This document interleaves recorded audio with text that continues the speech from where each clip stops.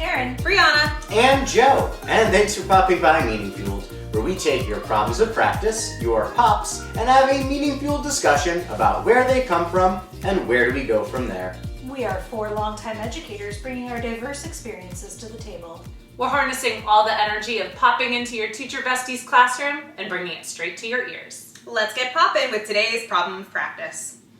You're in your 9th year of teaching at the same school and you have had 5 different principals. Each has their own style, set of expectations, pizzazz or lack thereof, priorities, and ways of evaluating. How do you keep your head on straight without the revolving door of new leadership smacking you in the face with constant changes? So this is my story, everybody. This is my life. I have had 5 different principals in 9 years of teaching. It has been an extremely difficult journey. Different people are coming in, there's different styles going on, the building is established and we have to continue to kind of tell the new person, like, this is how things work around here. And then you have to get used to them coming in with their own style and changes, and it ends up being a kind of a shit show, kind of a shitstorm to start with. So it's funny because they would all come in and be like, here's a great idea. And all like We've seen that 3 principals ago. We tried that. Yeah, it wasn't a great idea. No thanks. Yeah. Like the teachers have been there for like We were all established. Very solid crew of Yes. like returners. And like, not that this is a bad thing to have established teachers, but in some ways, obviously, it emboldens them to be even more sort of stuck in their ways. Yeah. Because it's like, well, you're the flavor of this year. Right. You're not going to be here for the long term. Like, you're going to be gone. And so, like, this is the way we do things and we're not changing. Right. And so I imagine, especially as you got towards principles 4 and 5, it became even harder for them to do anything positive because of that. Right, and it was also, we had principals for like a year and a half, and then we get a new one, and then it was like 6 months, and then we get a new one. Like, it was... I was going to say, it was really the half years that really like throw you off your game, because you're like,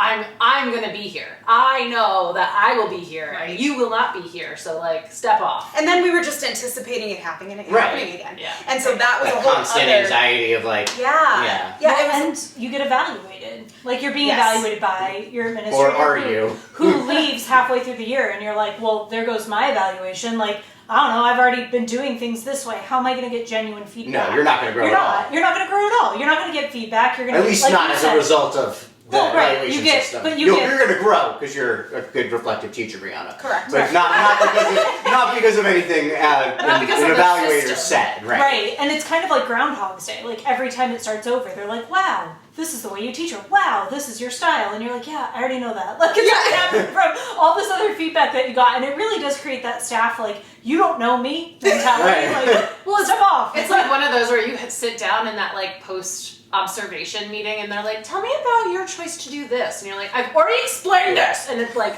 not to you, but like you said, their suggestion, and you're like, yeah, I've already done that multiple Thank you. times before. And actually I changed it to make it this because of all these backstories 5 years ago and all this stuff. And They just don't know the history. Right, exactly. So in my previous district, we were one of 6 elementary schools. I've mentioned that before. And I was lucky enough, I will say, hearing your story, to be at a school where the principal had been there for 10 years before he left my final year, right? And we started to experience some of the things you're talking about with the turnover. But the other schools in the district, not so lucky. This is not a unique problem. And there were several who I think, I quite frankly couldn't tell you who the principal was some of the years because it was, like you said, somebody left mid-year and there was an interim and the interim got hired or didn't get, like, it was a maddening, like, confusing thing about, of who was where and what, who was even leading those buildings. Like, I could not even tell you. And the result, I can tell you from, like, my side was, I would go to district level meetings and I'd meet with my Java-likes, and my school was miles ahead of where the other schools were. And it really came down to, like, they were so busy catching the person up and da-da-da-da-da, and, like, also not, kind of like back we were saying before, also not having the ability to push your staff because you're new and you're not going to push them on new things and move them forward, right? Like my principal had been building a foundation, and right. Your principal didn't need to. They had the foundation. Right. He's been there long enough to when we said, "Oh, we want to push people to do this new data platform," and like we really think it's going to be beneficial. He was willing to like do that, where the other principals were like, "Oh, like we can't. We're still learning the people, the building, the da da da," and so like they were constantly stuck.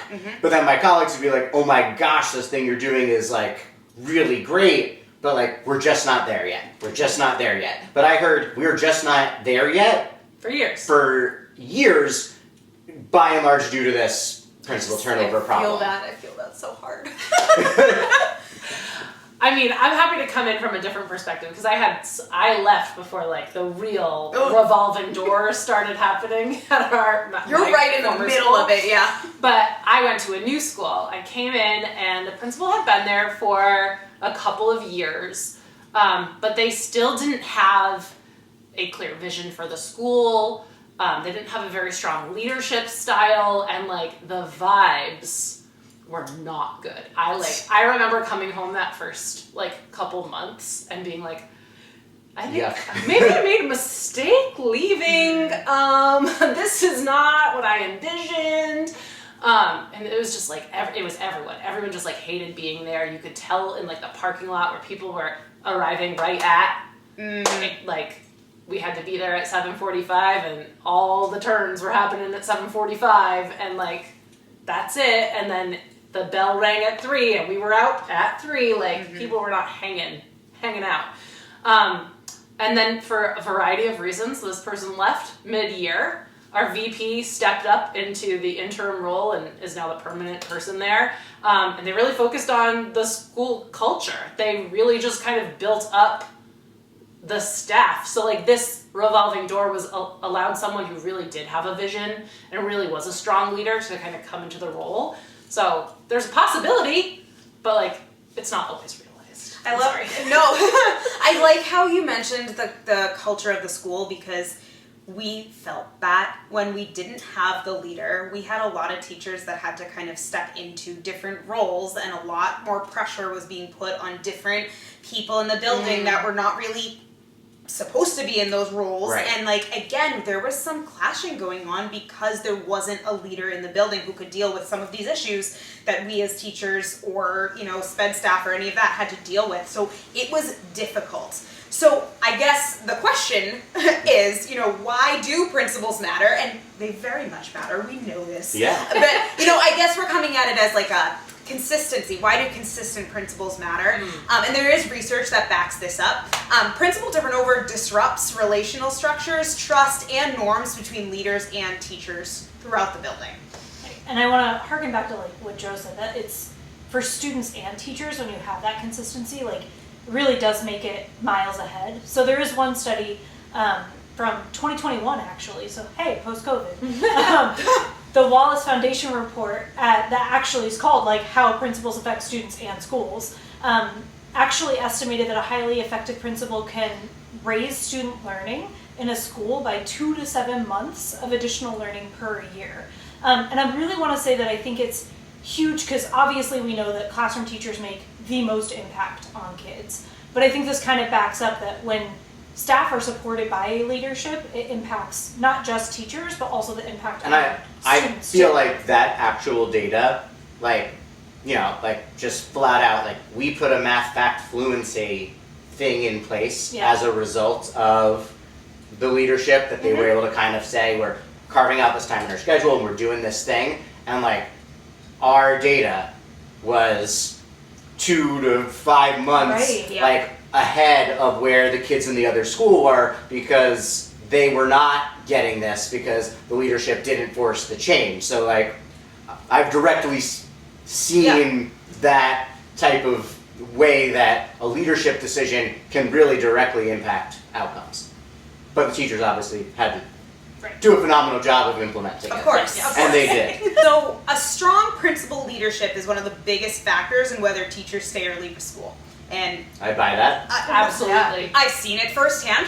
I mean, Sarah was considering not staying in her new spot, exactly. right? When she first got there, yeah. And I can tell you that, like, my first year at this school, there was a lot of new staff, and then in subsequent years, that number has, like, plummeted because people you got stay. stability They now. want to stay. Right. And there is a second study. Wow. Brookings Institute shows that there is a rise in teacher turnover when there's a rise in principal turnover. And so it does increase it, and I think that these are the effects get worse when principals, even if it's voluntary, even if it's not voluntary, like no matter how the turnover happens, it just really highlights that it doesn't keep teachers around, which then doesn't equal better student retention. Because, like, fact of the matter is, it takes time to Yeah. master your craft. And, right, there's, I'm sure, tons of research about, like, in your first couple of years of teaching, right? Like, you're a novice, right? And even when you're a novice at a grade level, we've talked about that before. So, yeah, like, if you have, this kind of principal. a novice principal, Right. then, which is leading to more novice teachers, it's inevitable that you're going to have lower scores by comparison, right? Right. And I'm so glad that, like, the research backs up my vibes statement from before. Because, I mean, like, yeah, our school, like, was known district-wide to be like, oh, you work that school? Like, you're going to get new, like, half of your teachers will be new every year. And, like, that just... And your test scores will never come up. Will never If be- half of your yeah. staff is new every year, it's a perpetual it's cycle. perpetual novice, Right. right? And to no surprise that it affects the most when you have other factors like high poverty. Yeah. Like Right. you put all those factors together and it's a storm. It's Yeah. a perfect storm. It's a shitstorm, if Yeah, you you will. it will. So I guess, why, the next question is, like, why are schools facing so much principal turnover? Because, again, clearly it's happening everywhere. It's not just in one place, it's happening everywhere.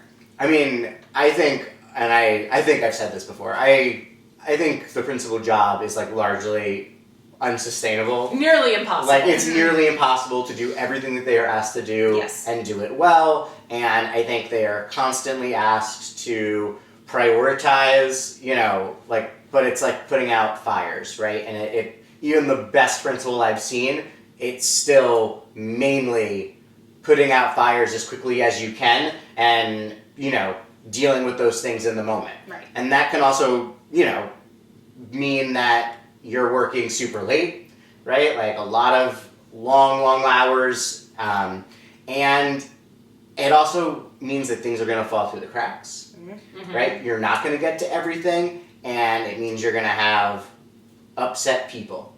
Whatever party of people that is, whether that's your teachers because you've had to focus on a bunch of student and parent issues and you're not giving your teachers the time that they need. Or vice versa, you're focused on a lot of staff things that are going on and you're not doing enough with the families and right? And all of those pressures can lead to obviously burnout, and you leave on your own accord, but they can also lead to the pressures that then get you asked to leave, right? Whether that's all the teachers in the school don't have trust and faith in you, and superintendent decides to make a decision, or parents have lost faith in you, and the superintendent decides to make a decision, Or both. That also happens. right? Or Maybe both, some over here that I and should so, and the last thing I'll say is I think often people think principals make a substantial amount more money than classroom teachers,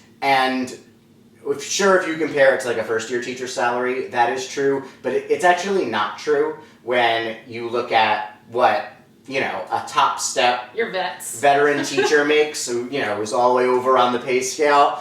Like, they're not making that much more to do that much more work that they are being asked to do, to stay late practically every day, I was gonna say, to come in early every day, to not have weekends, to work a full 12 months, right? They don't get their full summers off admin, right? It is not a substantial, literally, I think in the district I'm currently in, maybe it's like $10,000 to $15,000 more, Right. and for not 10 to 15% more work, like No. Well, for And I think it's tons telling, more work. like, when principals turn over really fast too, you inherit everything else that principal left. Like, Yeah. Oh, so yeah. you're inheriting, like, you're constantly like the Sisyphus rolling the ball up the hill of like, it Solve came one back problem down, and the solve next one thing, right. problem, comes back down because teacher culture, family culture, community culture, everything else that happens. And I think it's really hard, like, not just that you don't get compensated, but I think it really speaks to a lot, I will not speak for all, but a lot of veteran teachers you talk to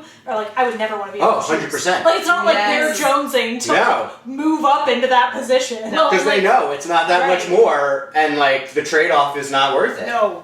Right, and then I think about like why people choose to become a principal. And like, I'm not speaking for everybody here, I would never attempt to do that. But I think if you think about education and the way our system is structured, there's only so much upward mobility in schools, and most of that upward mobility is to move into an admin position, is to become a principal, a vice principal. And like, not everyone's cut out for the job, and I say that with a lot of love. I don't think I'm cut out for the job, so like, Yeah. that's not a judgment by anyone. Being but, a like, great teacher does not necessarily translate to being a great administrator. right, and if you're moving up because it is additional money in your paycheck, because it is, and you're not necessarily called to be a leader for teachers and students and parents and the community, like, you don't really have a vision to lead a school with, then like, you are going to face those burnout Right. You're gonna fail. pieces I mean, so much like, faster. and then turnover. And right, and then like Erin kind of said, like, leave more problems for the person coming up behind you, Yep. because you got into it for the wrong reasons, and I can appreciate what your reasons are, because like, Right. there's I only mean, so far we can go with what we're doing, and then like, then what? Right, because I mean, we've found upward-esque mobility, in like coaching roles, right. but those didn't always exist, And they don't Right. always They don't exist Well, everywhere. they don't exist. That's why I left Yeah. that district. It Yeah. didn't exist. I had to And leave. we're constantly in threat of being cut under budget constraints and all of that, so it's not a super safe career Not the move. easiest choice Um, either. But yeah, I mean, that other than we're in this weird in between, but like other than that, right? There is no getting promoted in teaching, and I think after you've been in it for a long time, you kind of have that like, oh, what shouldn't I be? And everyone else in their careers does have career kind of advancement opportunities, and teachers don't. Right. And so yeah, it's interesting. I hadn't really thought of it that Yeah, way. it gives you like a different perspective to think about Right. why we might be getting here. Hey, I have a question. Who has vice principals at their school? I do. Me. Not currently, but in the previous district, they did, and that role became discipline person. Yeah. Yep. That is And that they role. there was enough work at each of the 6 elementary schools for basically the vice principal to Did focus you have on one vice principal for K through 6? Like, one vice principal for a K through 6 building of Okay. about 400 to 500 kids. Brianna, tell him. The reason I ask is because we've got 4 elementary schools, so we have 4 principals and 1 vice principal for all 4 schools. Ask me She's how that shared, works. guys. She's shared. But what does she do? Like, what She's shared. is she? What's her Right, like? but like, what's her She prerogative? Right? evaluates our professional aides. Okay, Oh. that's an interesting. I That's mean, like one talk of the about big- people that never get evaluated. Yes, that's one of the biggest things that she does. If you're only listening to this, I just made a face because she comes in just for the evaluation. She I have had not- no I have not seen relationship. her. I have not seen her this year, and it's nothing against her. Because can you imagine being a vice principal at 4 different schools? No, I can't. No. Like, no. Just the travel time between buildings and doing all of that. And that's in contrast to I have 2 vice principals. For your building. Well, I I do mean, too. we have 1,000 children, so Yeah, like, sure. there are a lot of kids. But there's 2 for one for lower school, 2 grades, 1 for upper school, 2 grades. But they also primarily do discipline. Is that? And they not- are. No, they right? are primarily in charge of like student discipline in terms of like, like Everything. PBIS matrix, Mhm. everything else. And then like they're the next level to like contact families, do that, unless it goes to like a huge community level or it's like an egregious hate act or something else that's even Principal bigger level, than yeah. And that needs a right. principal. But like that is their discretion most of the time. And that Like, might be why she is mostly at one school for my district. Because she's filling that role there. Yeah. And I get They've asked her to do something impossible. Let's just spade that. That's crazy. The reason I ask is because, again, we're talking about principal burnout. We're talking about principal turnover and all these things. And having an AP or not. Right. May determine whether or not somebody leaves. I mean, I want to think about why my past principal could be there for 10 years. You know, he did have an AP. Right. Who could take one of the large buckets. Right. Mm-hmm. Which is the student discipline stuff off. Right. So that he could be more effective putting out all of those other, fires. I think about one of my principals who was there, who we thought was here to stay, and she was doing all different things in different directions, and she was dealing with so much discipline that she wasn't getting anything else, the other things that needed to get done, and then she ended up leaving. And we could do a whole episode on, the principal supposed to be the instructional leader of a building, and, boy howdy, do they talk about the thing that they never have the opportunity to do, which kind of just made me think about Sarah saying, obviously most of them are former teachers who then become this, role, but then the piece that they would be best at, which they lose immediately because there's never an opportunity to be an instructional leader anymore with everything else that's on their plate. Right. Exactly. Let's come back to, what high principal turnover means for the teacher and what are our tips and tricks, because I definitely have some. You say, Brianna, what do you got? Because you're the expert. We can't give any tips and tricks to principals and how to help them. No. We haven't done haven't done their job, so I'm not going to tell them what to do. Do I have tips and tricks for the teachers? Listen, your feelings are valid. There were many times where what do you mean we're getting a new principal? It's been 6 months with this one's leaving. Okay, fine. It's okay to feel the feels. It's okay to be frustrated by a lot of turnover. That is totally valid. Speak up. Go introduce yourself to the new principal. Offer to help when they need it. Be honest about what you need. You're saying get yourself in with them. Yeah. Right. Get their vibe. Maybe feel them out a little bit. You guys, it's building a relationship. There you go. A relationship. Better First steps. Invite them into your classroom too. I did that with a lot of my principals. I learned after the many principals I had to invite them into my classroom. Come and see how come into our classrooms. See what the vibe is at my school.